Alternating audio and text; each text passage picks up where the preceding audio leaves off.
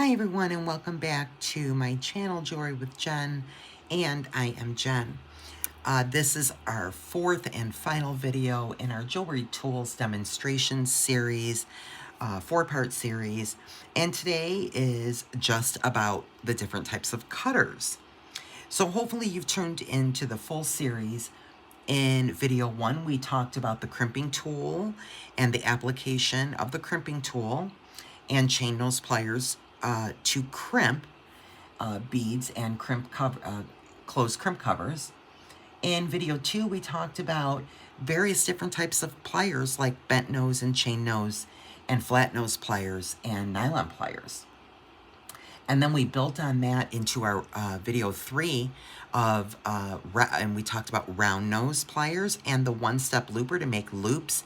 But we also showed another application of bent nose, flat nose and chain nose pliers. And we were using those in the previous video 3 as well. So today, we are going to be talking about the different cutters and why you would need different types of cutters and how to apply those to the different type of wire and product that's on the market in jewelry making.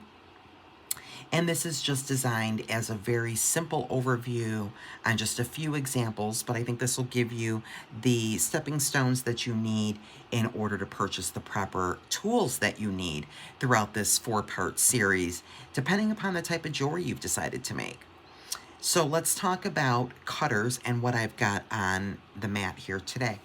So as you can see, I have here some really cute craft wire.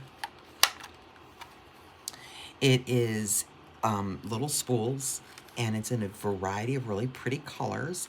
And this is a 22 gauge craft wire. And then, of course, we have some memory wire. And it's just some standard memory wire.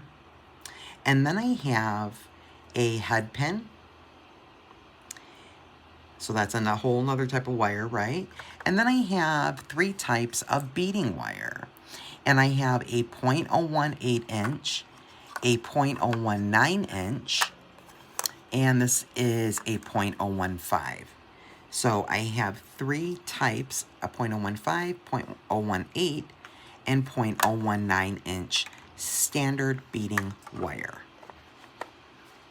So those are the common wires that will be used in the most common type of jewelry making in terms of wire wrapping and beaded types of jewelry.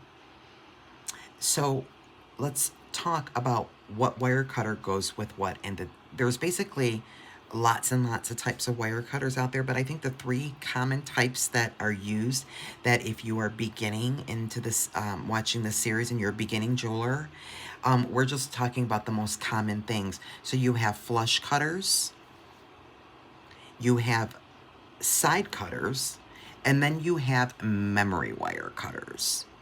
Okay, so again, you don't need them all, but you do need to understand what type of wire cutter you need, depending upon the type of wire you want to cut and the jewelry you're going to make. So let's start out with just our standard. These are both a side cutter, and one is just a mini version of the other. Okay, so we can put those to the side, my little minis, because they are exactly the same.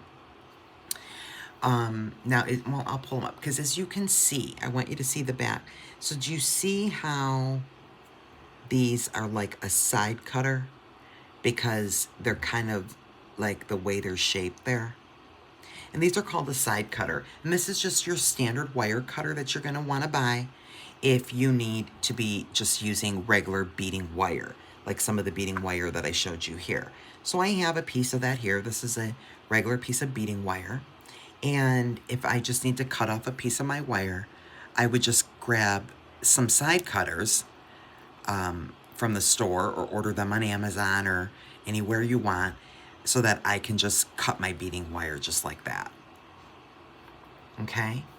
Now, similarly, using beading wire, you then have your flush cutters. Now, these have a much more significant angle on them, and they are designed when you, let me grab something here as an example. When you are beading, like this is a bracelet I've beaded, right? and you are cutting your wire in between the beads, you need flush wire cutters, because you need to be able, see how I'm placing this in there, and look how I'm able to get right in between those beads to cut off that tail or cut that wire up once I'm finishing my jewelry. So that is why you would need flush cutters. They are actually a must.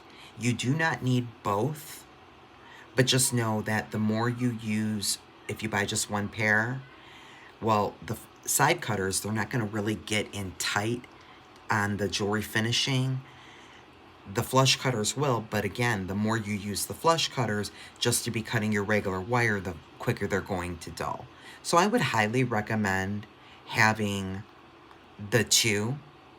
There's also another application for the side cutters, and it is for, let me grab it, I forgot to grab it, you guys.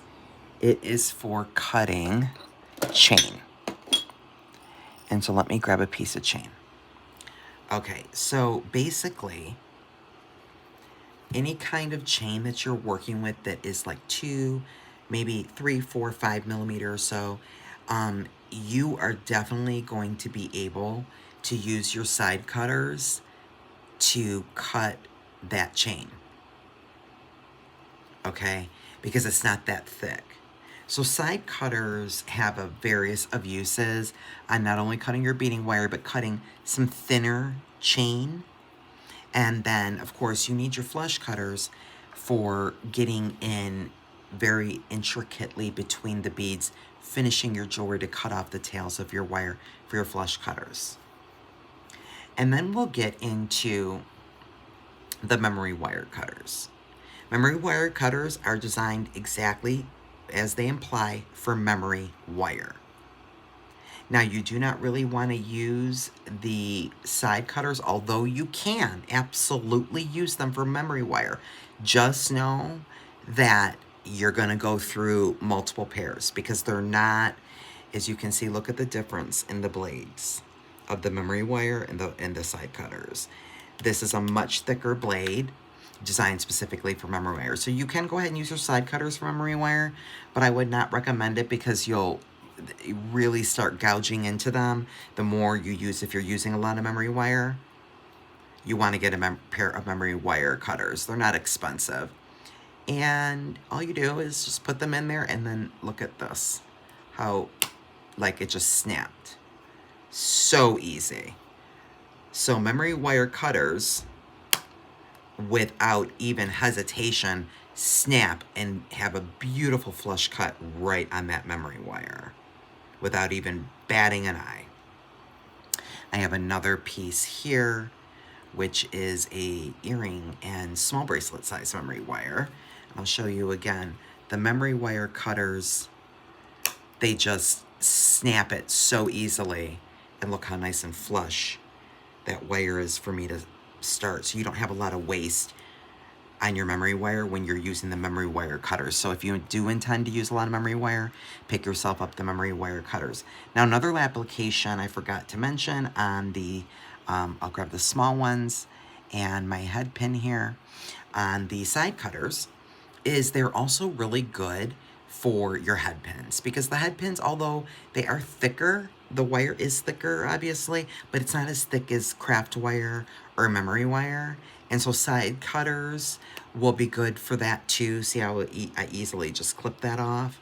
You can also use your memory wire cutters for your head pins. Super easy as well. They're not going to ruin those cutters either. And then, of course, last but not least, we have our craft wire. Let me wind some of this up here. So we'll get just to our end here in camera. Okay, and I had made a loop here in the previous video on this one. And so this is thicker craft wire. So I'm probably going to want to either get a dedicated pair of side cutters or use my memory wire shears for that as well, because as you can tell, it's really a thicker gauge. So let's grab the memory wire cutters first, and we'll see how effortless that was. I don't know, I'll do it again. I think it was almost too fast. Look at how effortless with the craft wire that those memory wire cutters, and I have a beautiful flush piece to start my next project. Now, watch the difference. If I use the side cutters, it'll do the job, but not as cool as the memory wire cutters. So I'll put those in there, and see, I kind of had to squeeze a little harder and pull, and it's flush and it's good, and it cut it. It's good, but I had to put a little bit more elbow grease. And so again, just kind of a side note or additional note on when you're using your side cutters, you know, if you're going to be cutting artistic wire and beading wire, you want to kind of separate out your cutters because they will dull faster and you'll have to replace them more often. And so that finishes, friends, our jewelry demonstration tools series, 4 videos, all about demonstrating the basic, most commonly used tools in jewelry making. And I hope you enjoyed that. I certainly enjoyed paying a little of that forward, and I hope it helps you beginners in your jewelry journey. If you're starting out and you're new and you don't have any clue about tools, I hope this helped you in your journey to know a little bit about how to use the tool. But also, if you haven't bought anything yet, that would be great if you watch these videos first. What would be awesome timing, because now that you've seen the full series and demonstrating these tools, maybe you've now realized what you don't need, and you can save money that way too. So either way, I think that was a great little 4-part series, and I hope you all enjoyed. And thank you so much. Hit that subscribe button, and please be blessed. Until next time, friends.